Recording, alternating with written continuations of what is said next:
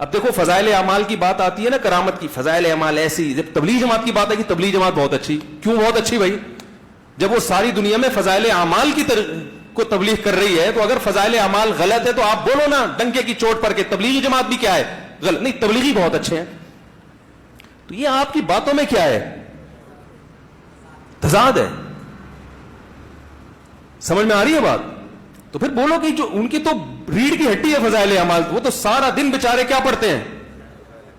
ہم تبلیغی جماعت کو اچھا سمجھتے ہیں اس لیے کہ ہم فضائل اعمال کو اتنا غلط نہیں سمجھتے. مشورہ ضرور دیتے ہیں کہ ریاض الصالحین ہوتی تو زیادہ اچھا تھا، اس میں اوتھینٹک حدیثیں ہیں.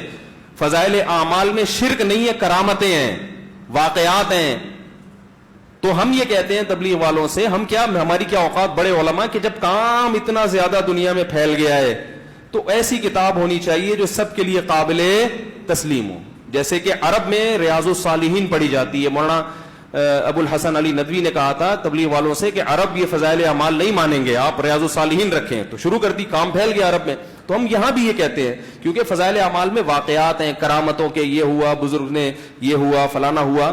وہ کرامت کا جو باب ہے نا، وہ اپنی نجی محفلوں میں کوئی اس کے لیے حد تک تو ٹھیک ہے، لیکن جب آپ ایک اوور آل دین کی عالمی تبلیغ کر رہے ہو تو پھر اس میں کرامتوں پر نہیں، اس میں کس پر بات ہونی چاہیے؟